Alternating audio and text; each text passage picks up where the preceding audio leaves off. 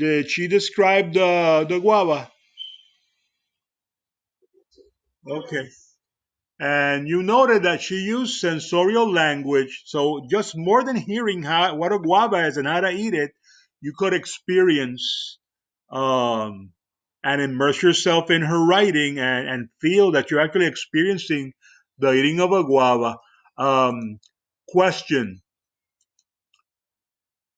did you watch the video in the presentation? Okay. And what was the video about?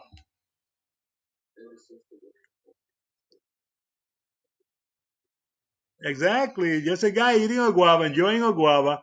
Uh, when I was your age or younger, and whether you believe it or not, kids your age and younger, back in my time, we used to spend most of the time outside of the house. Being inside the house was punishment.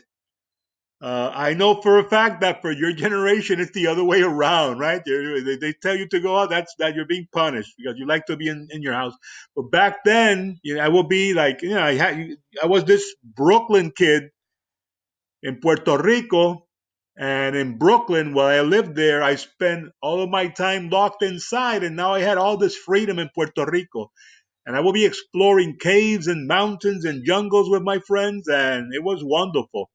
And we could go to through the woods, and we could find all kinds of fruits: tamarinds, mangoes, and guavas. And that's how I learned how to eat guavas, right? That's a big thing in Puerto Rico because guavas are so tropical. So when we talk about guavas, we're talking about a fruit that is, although it's not indigenous and can only be found in Puerto Rico, it's very typically Puerto Rican, and it's used in many dishes. Today, we're going to continue exploring the search for identity. And of course, we're talking about the exploration of identity because when you're a teenager, that's what you're doing, right? You're trying to find yourself. And is that important, knowing yourself? Why is that important? Why is it important that you understand yourself? But you're okay, you're trying, but why is that important in the scheme of things? Why is it important that human beings know themselves? I mean, it's not something that happens automatically. Sometimes, especially nowadays, you have to work at that. Why is it important that you know yourself? Uh, okay, anybody else has a different idea? Or anybody else agrees with him?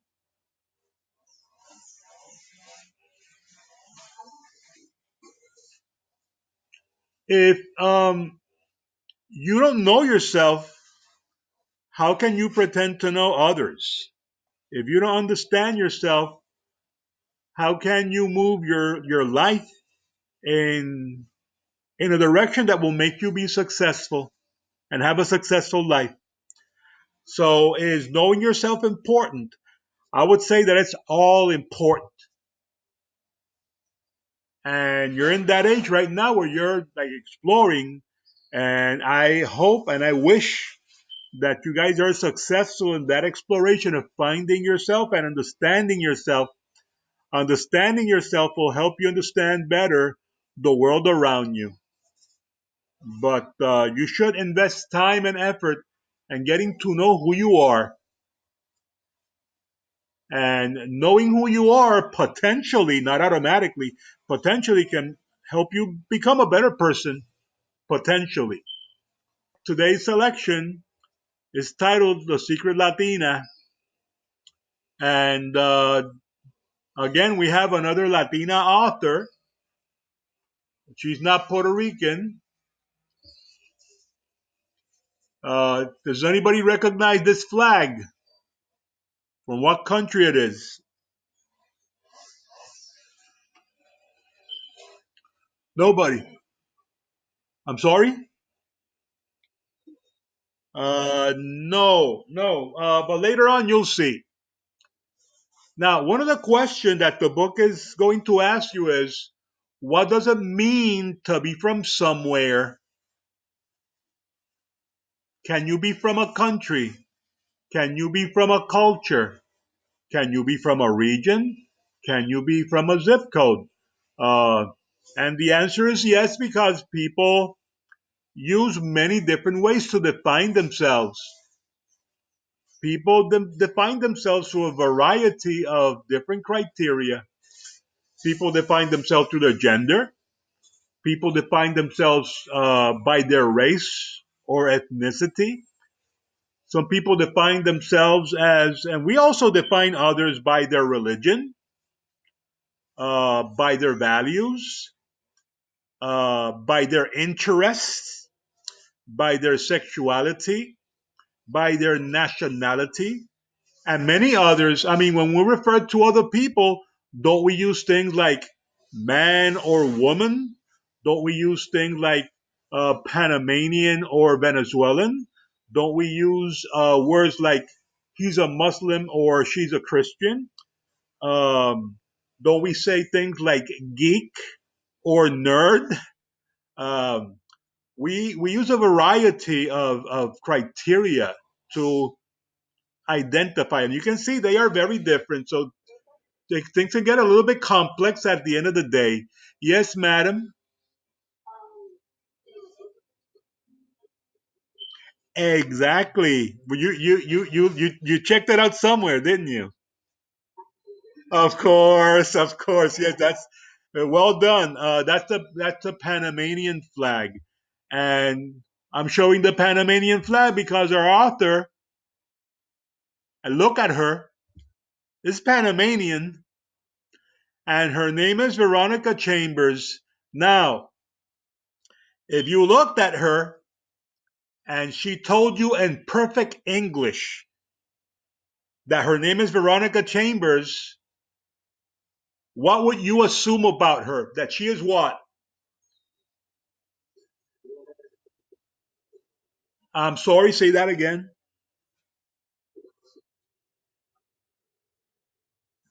Okay, but if you see this black woman approach you and she tells you in perfect English that her name is Veronica Chambers, where would you assume that she comes from? I look at her, and when I heard her talk to me in perfect English and say, "My name is Veronica Chambers," I would assume that she's African American, that she's a black American. But the reality is that she's not. You're going to be reading a personal essay by this author where she is exploring the difficulties of developing a sense of self when you're an immigrant in a foreign country. She's not American. Well, she's a U.S. citizen now, but naturally, she was not an American. Her father actually was from an island called Barbados. Anybody knows Barbados?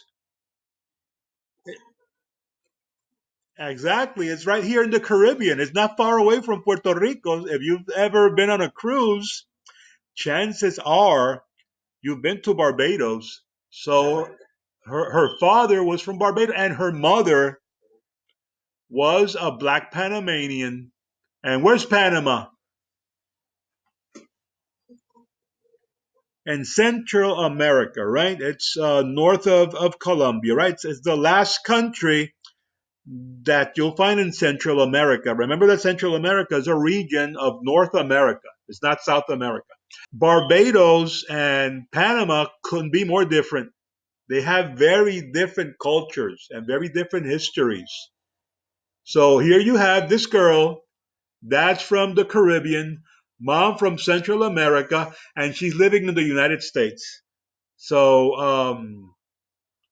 it's a little bit hard in a situation like that, just like in the case of Esmeralda Santiago in our last election, to try to grasp what you are. And the other thing that happens now, while you're trying to do that, people are tagging um, different labels on you. People do that. People love putting other people in little boxes. People will look at her and assume that she is African American, and that's an entirely different culture. Just because she looks the part doesn't mean it means that she is a part of that. So that's something that we also have to deal with in life. We live in times, guys, where multiculturalism is a big thing. Have you heard the term multiculturalism before? Does anybody have an idea of what it means, what it's referring to? Okay, so it's a when you live, for example, if you look at Japanese society, is Japanese. I mean, and you probably never been to Japan, but I'm going to ask about your perception. Could we say that Japanese society is multicultural? Why do you say no?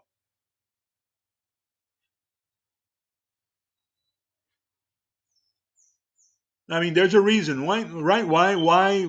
And I'm just asking an opinion. And you know what? I share that perception also. I by no means am an expert in Japanese culture. I've never even been anywhere near Japan, but I have observed Japan. I have studied Japan. I like their culture. There are many aspects of it that I like. There's some that I do not like, but I see that their culture is very monolithic. It's like very pure. Well, if you look at a place like the United States of America, what would you say about that culture? Are they multicultural or not, or are they like Japan? And you're saying that because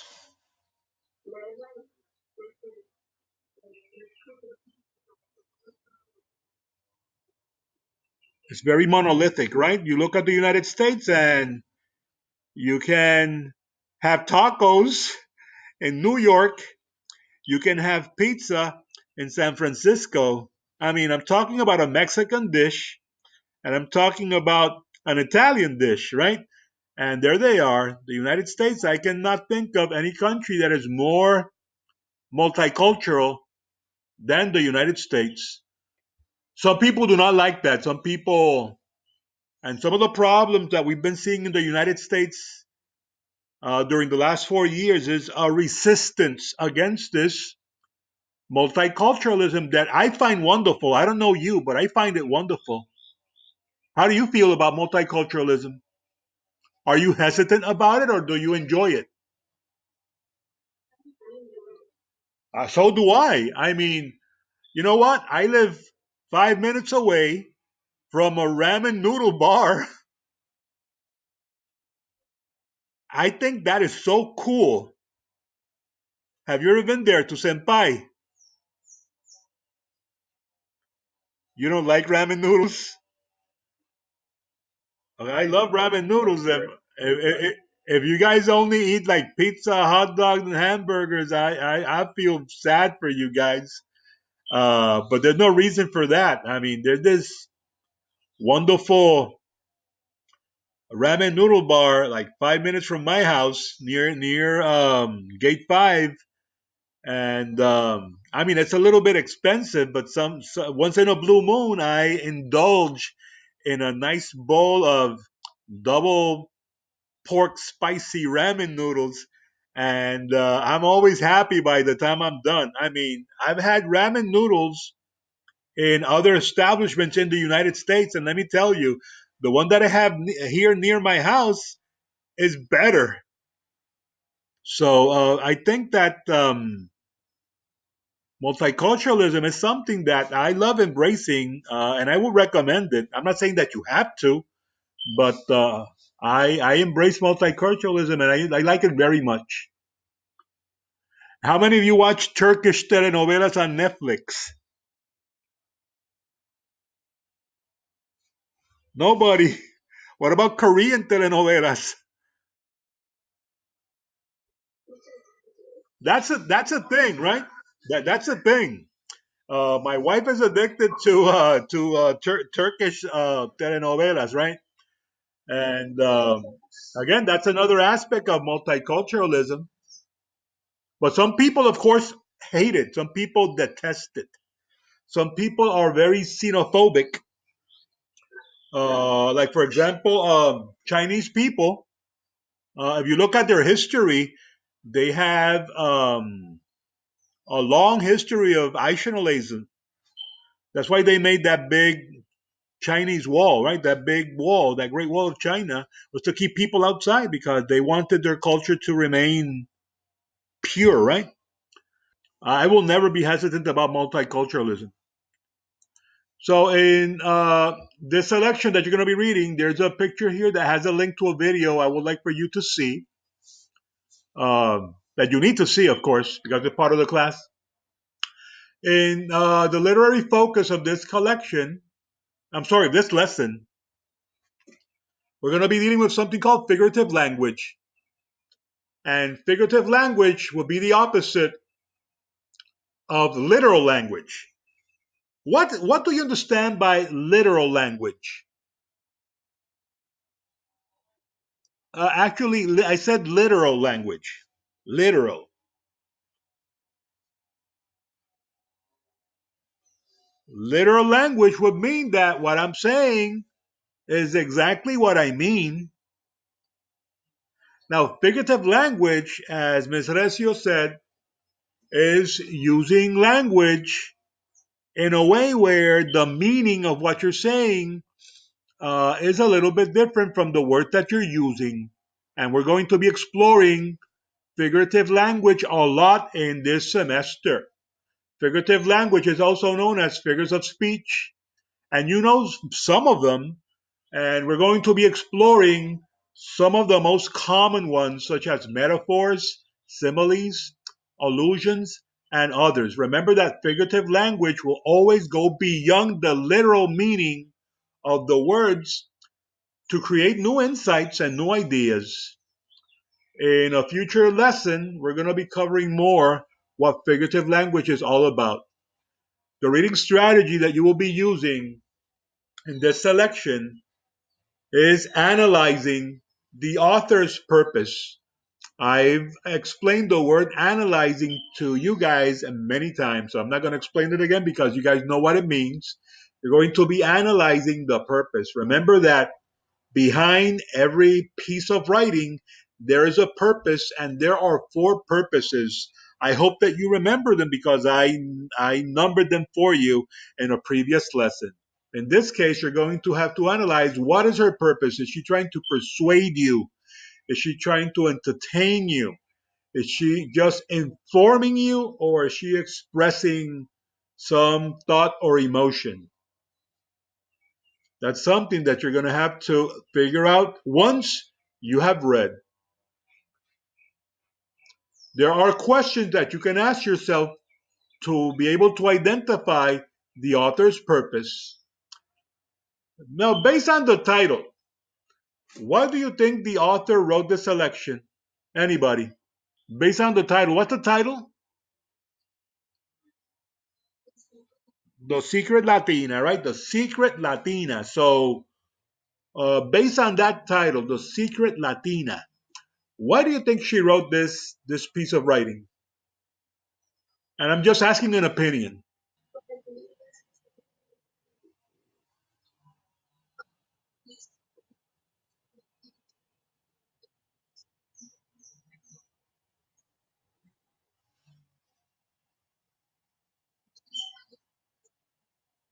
You think that living in the United States, there could have been any reason for her to keep it a secret?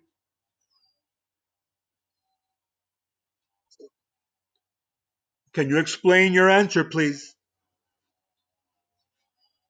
We spoke about the United States being very multicultural, which is a wonderful thing.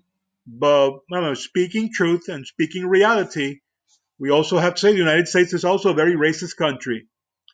So it's a country that is multicultural, but where a lot of people, a big chunk of the population, hates and detests that multiculturalism. They see it as something bad because some people believe in purity, whatever that means. I mean, I know what the word purity means, right? But the way they interpret what purity is all about. So I can see why She could have wanted to keep it a secret. Um, Sometimes we fit better in a group when people don't know certain things about it. That could be the case too. But you're going to find that out as you read. Okay? Um, so, which words best describe the main reason that the author wrote the selection? That's another question that you're going to have to ask yourself. Could it be to provide the reader with information? Could it be to describe a person, event, or issue? To express their own thoughts and feelings? Or to persuade a reader to think about an issue in a certain way and take action? Or could it be just to entertain? So, asking those questions are going to help you um, identify the purpose. Other questions that you can ask yourself include: was the author's purpose specifically stated? Which is something that a good author rarely does. Do you think that the author achieved his or her intended purpose? Did the work effectively give information? Did it entertain readers? Did it express the author's thoughts and feelings? Did it persuade the readers to think about an issue or take an action? And you can also ask yourself the question: what examples from the text support your conclusion about the author's purpose? It always has to be based on your reading. Okay, now we're talking about opinions and we're guessing because we're in the middle of a pre reading activity. But once you try to analyze her purpose, you have to base your analysis on what she wrote on the text itself. There are some vocabulary words that you'll have to define. Those words include intact, isolated, forging, and enlisted. Secret Latina can be found in pages 459 through 464. And in addition to the Apply Your Skills section from page 465, that needs to be done completely. You must also define the vocabulary words and keep that in one document. It should all be kept in one document. So, guys, do you have any question regarding what needs to be done today? No. Okay. All right.